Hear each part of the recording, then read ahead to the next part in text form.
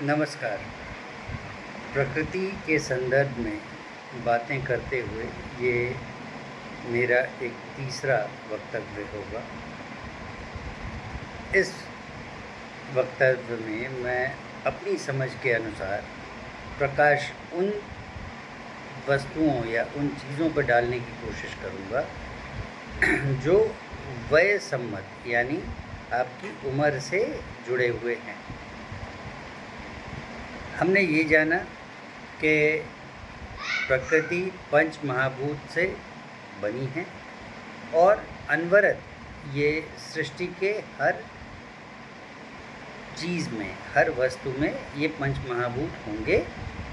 इनमें से किसी एक या दो के संयोग की या चार के संयोग की एक अभिभूति होगी जो कि वो वस्तु प्रदर्शित करेगी और उससे उसका स्वभाव निर्धारित हो। हमने ये भी जाना है कि वस्तुओं के भोग से या वस्तुओं के दूर होने से प्रकृति के संयम में कहीं न कहीं परिवर्तन होते हैं और वो जो परिवर्तन होते हैं वही प्रकृति के परिवर्तन के कारण होते हैं।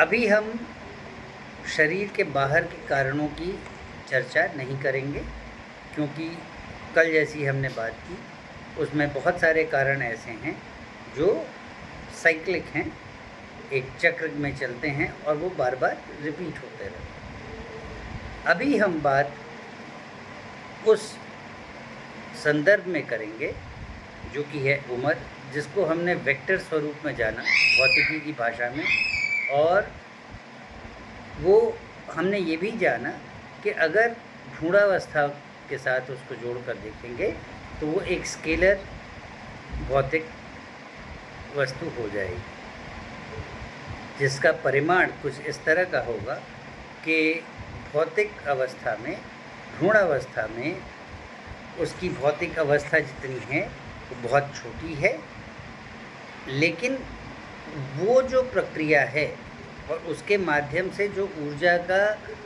रूप का परिवर्तन है वो जीवन के काल के स्वरूप में जाएगा।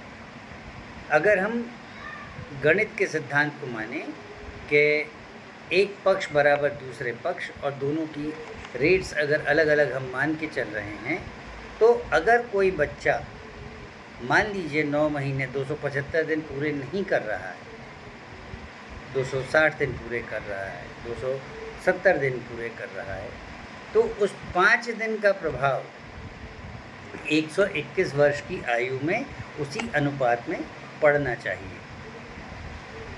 यानी वो व्यक्ति 121 साल जिएगा, ये पहले दिन से ही तय है कि नहीं जिएगा। अब इसके बाद क्या कारक हो सकते हैं, क्या फैक्टर्स हो सकते हैं कि वो 121 साल जी जाए या उससे ज़्यादा जी जाए, ये चिकित्सा विज्ञान का विषय है जिस पे आधुनिक जेरियाट्रिक्स, आधुनिक क्वांटम मेडिसिन काम करती है, या जिस पर वास्तव में आयुर्वेद के सभी कारक काम करते हैं। वय की बात करें और वयावस्था की बात करें तो उसको 275 दिन में समझना थोड़ा मुश्किल होगा। 121 दिन की हम बात करते हैं। माना गया कि एक बच्चा जब पैदा होता है तो वो कफ और सत्व प्रधान होता है। जीवन काल में वो जैसे जैसे उसकी वय बढ़ेगी, उसकी शरीर की जो अभिव्यक्ति है, चाहे वो भौतिक हो चाहे वो क्रियात्मक हो, उसमें वो परिवर्तन आएंगे जिसको कि हम आधुनिक शास्त्र में एंडोक्राइनल और मेटाबॉलिक फंक्शंस के संदर्भ में देखते हैं। जैसे जैसे ये बच्चा कफ से बड़ा होके जवान हो रहा है, एक फेज़ आना चाहिए पंच महाभूत, इसके हिसाब से कि त्रिदोष क्या हैं, कफ के बाद पित्त आएगा। लेकिन ये कतई संभव नहीं है कि कफ और पित्त दो खड़ी रेखाओं की तरह सीधे खड़े हो जाएंगे। चीज़ अगर कफ से शून्य से शुरू हुई है और पित्त की ओर जा रही है, ये मानते हुए कि कफ की अवस्था सर्वाधिक थी, तो कफ से एक अवस्था आएगी जब कफ और पित्त लगभग समावस्था में होंगे, और उसके बाद धीरे धीरे धीरे धीरे पित्त प्रधान होगा। उसी तरह से एक अवस्था आएगी जब पित्त से वात का ट्रांजिशन होगा और वात फिर जाके डोमिनेट करेगा। तो जब हम ये बीच के फेजेस देखेंगे, हमारे पास 5 अलग अलग अवस्थाएं आएंगी। इसको जब हम एक मापक के रूप में देखते हैं तो हमको कहीं न कहीं ये मान लेना पड़ता है कि ये पांचों अवस्थाएं सम होंगी, यानी 121 साल की अवस्था को हम 5 हिस्सों में बराबर बराबर बांट देंगे। तो कफ, कफ पित्त, पित्त, पित्तवात और वात, ये 5 अवस्थाएं होंगी। व्यक्ति वात से वापस कफ की ओर नहीं जाता, उसकी मृत्यु तय है। इसलिए ये एक ही दिशा में हो सकता है। यहाँ तक अगर हम स्पष्ट हैं तो अब सवाल इसको अगर ऊर्जा के हिसाब से देखना है तो कफ से पित्त की तरफ जाना और पित्त से वात की तरफ जाना, हर अवस्था में ऊर्जा का उत्पादन बढ़ता जाएगा। उसके लिए स्रोतों की आवश्यकता बढ़ती जाएगी। 121 साल की वय में ये मान लिया जाता है कि उम्र के हिसाब से, अन्य कारकों के हिसाब से सब कुछ आदर्श है और व्यक्ति को हर उस कालखंड में जितनी ऊर्जा, जिस तरह के संसाधन चाहिए वो मिलते जाते हैं और पांचों अवस्थाएं बराबर बराबर निरोग अवस्था में व्यक्ति जीता जाता है। परंतु 2 बातें यहाँ पर अपवाद स्वरूप हैं और वो गणितीय सिद्धांत से। पहली चीज़, अगर 275 दिन बराबर 121 वर्ष है तो एक दिन की महत्ता 121 भाग 275 है, या फिर 121 गुणा 365.25 भाग 275 है।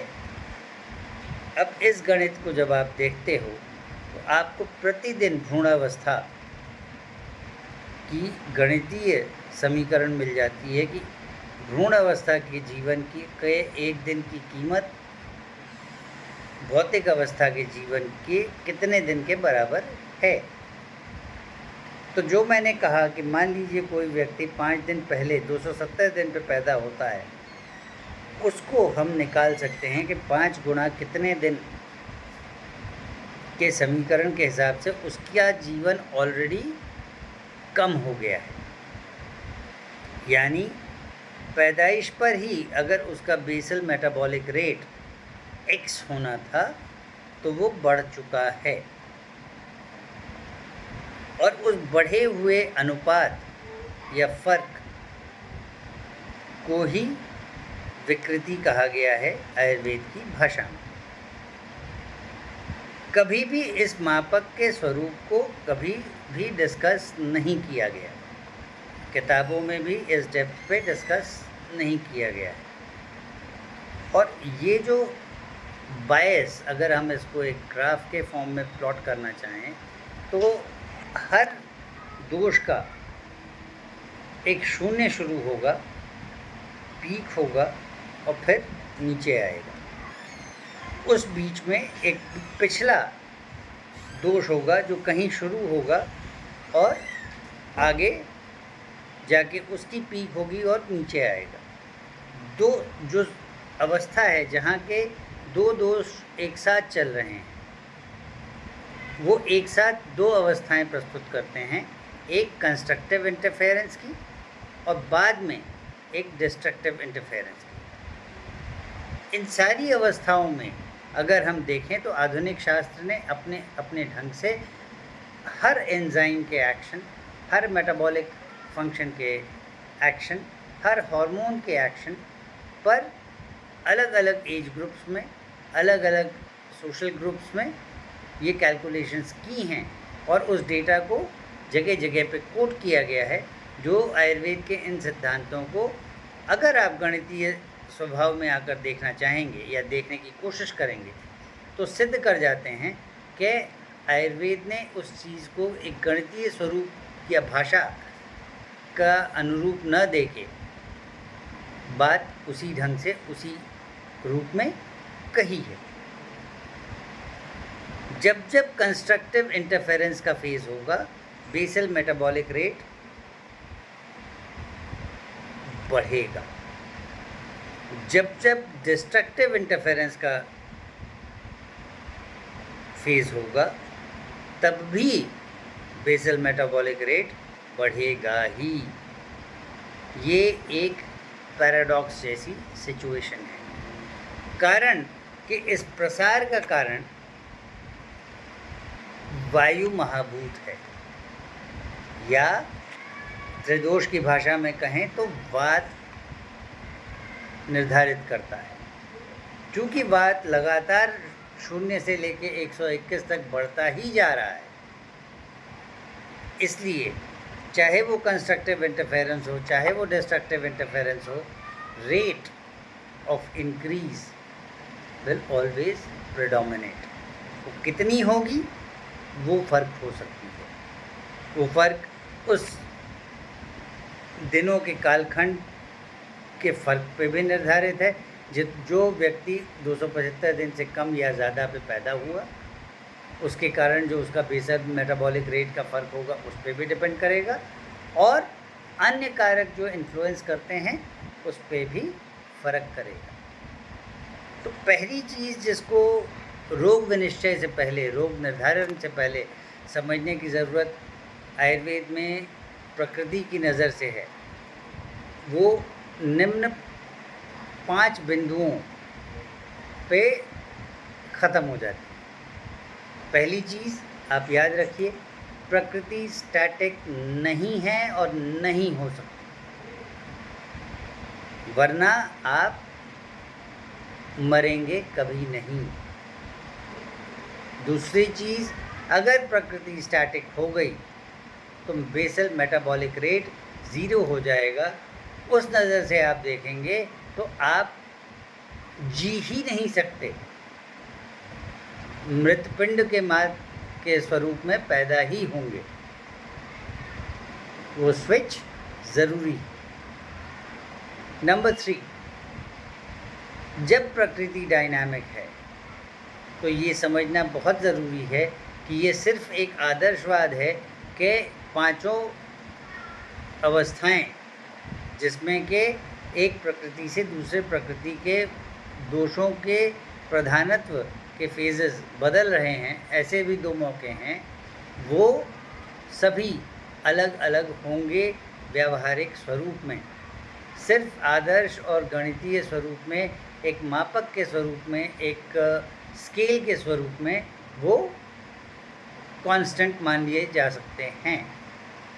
चौथी चीज़ कि उम्र एक ऐसा पैमाना है जो कि भौगोलिक स्थिति में इस पृथ्वी पर कहीं भी आप चले जाएंगे वो वही रहेगी, वो नहीं बदलेगी।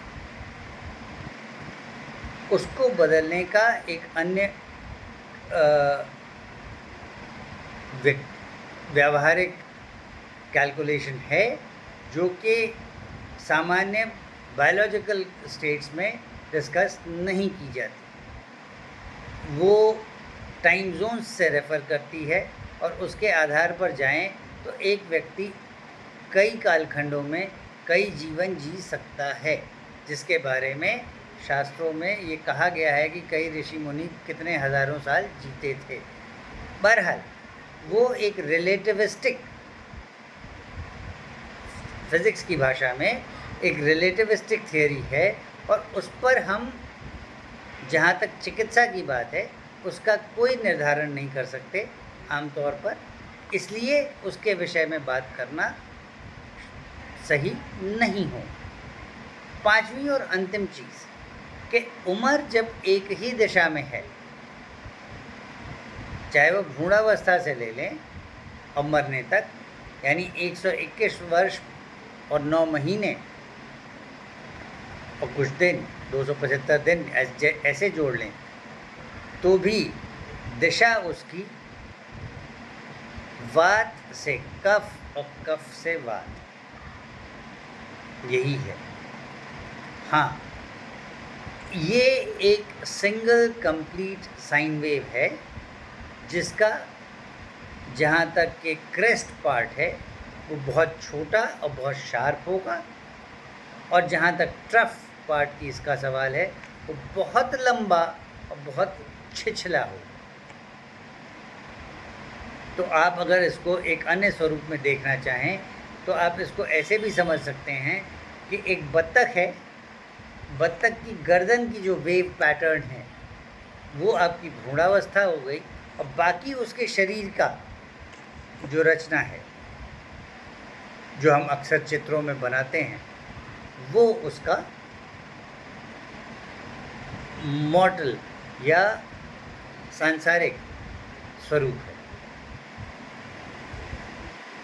प्रकृति के इन विमर्शों पर चर्चा करते हुए अब मैं कल किसी अन्य विषय पे आऊँगा, जहाँ पर कि मैं प्रकृति के कारकों के विषय में बात करना शुरू करूँगा। तब तक के लिए धन्यवाद। Thank you.